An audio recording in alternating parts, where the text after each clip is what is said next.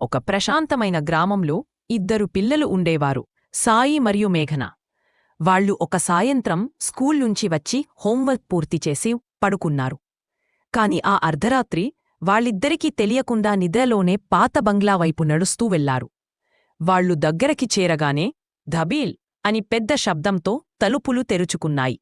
తలుపులు తెరుచుకున్న వెంటనే ఏదో వింత శక్తి వారిద్దరినీ లోపలికి లాగేసుకుంది. తలుపులు ఒక్కసారిగా మూసుకుపోయాయి. అన్నీ చీకటిలో మునిగిపోయాయి. ఆ చీకటిలోంచి ఓ వెలుగురేఖ ఆకాశం నుంచి దిగింది.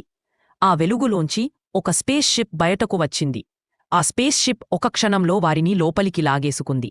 తర్వాత వాళ్లు కళ్ళు తెరిచేసరికి వాళ్లొక వింత లోకంలో ఉన్నారు. అక్కడ భూమిలాంటిది ఏమీ లేదు.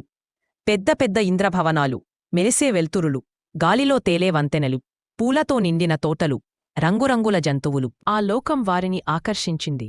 ఎందుకంటే అక్కడ ఉన్న పెద్ద